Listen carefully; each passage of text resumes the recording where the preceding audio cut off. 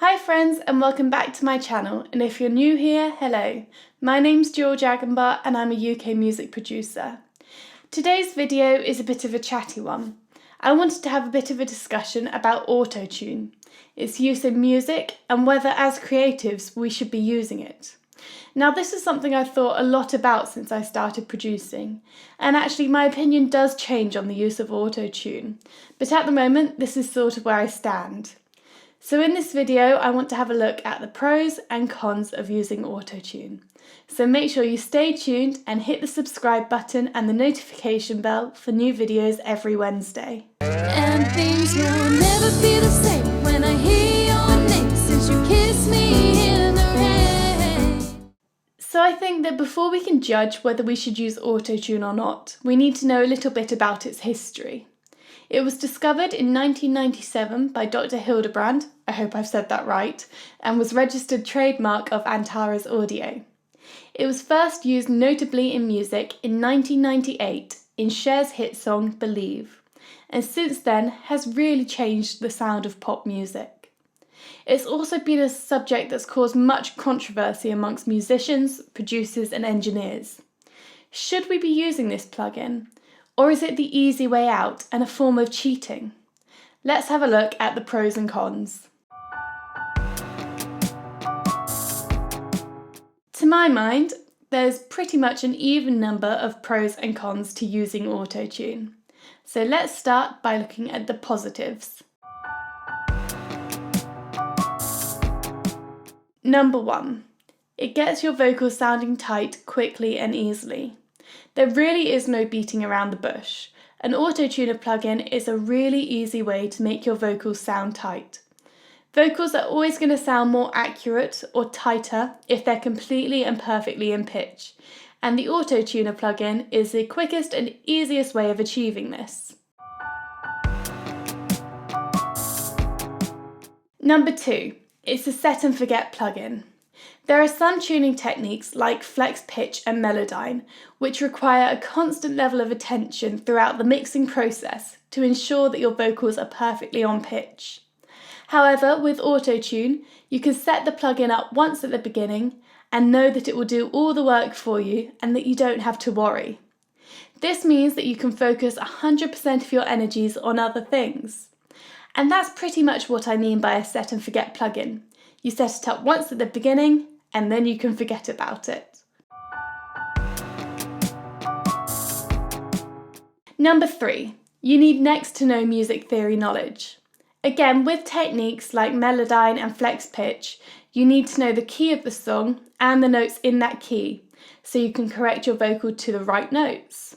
However, with autotune, we only need to know the key of the song, and the plugin will work to put your vocal on the right notes depending on which note it's closest to. So luckily, you won't need to spend hours brushing up on your music theory knowledge to use autotune. Number 4. You can focus more on the performance of the recording. When recording, singers tend to place a lot of their focus on the tuning of their vocals. And I'm not saying that this is a bad thing, because we want an in-tune vocal recording, and if we can get that naturally, then that's absolutely brilliant. But sometimes it can detract from the performance, and the singer can sound as if they're going through the motions because they're so focused and concentrated on these technicalities. Knowing that their pitching doesn't have to be perfect, and that autotune's there as almost a safety blanket, can mean that they can focus more on the emphasis they put on words, or their diction or pronunciation, or their dynamics. And sometimes this can even result in a better recording. Like every plugin, autotune isn't perfect. It has its disadvantages. So let's have a look at some of those now. Number 1. It's not authentic singing. Now I think that this is an interesting discussion. Because yes, using autotune isn't 100% authentic. It's not how the singer sounded when they were recording the song.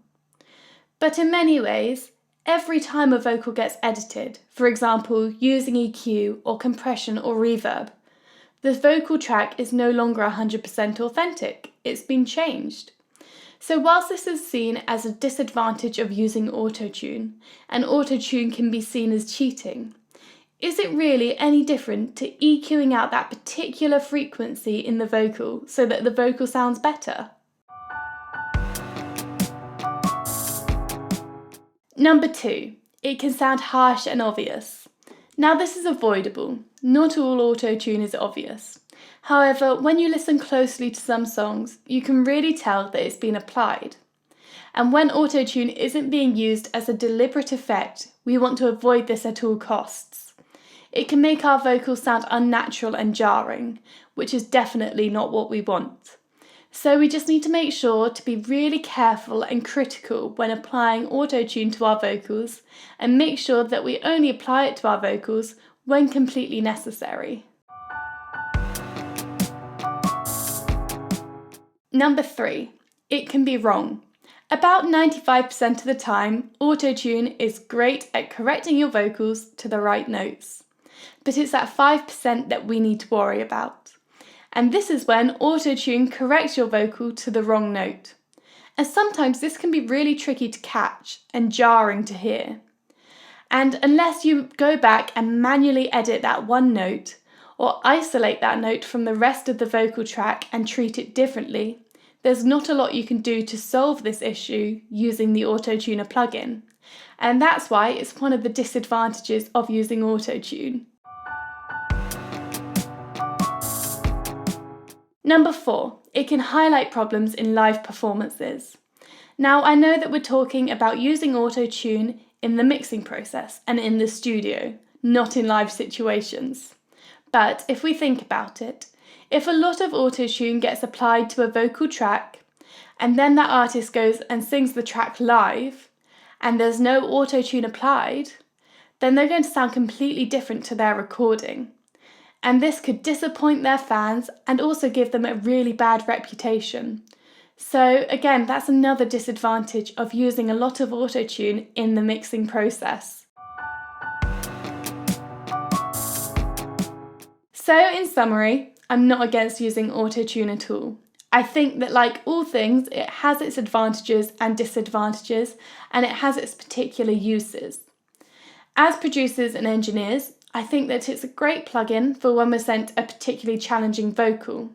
However, saying that, I don't think that it should be used as a replacement for bad singing. We should still try to get the best possible recording.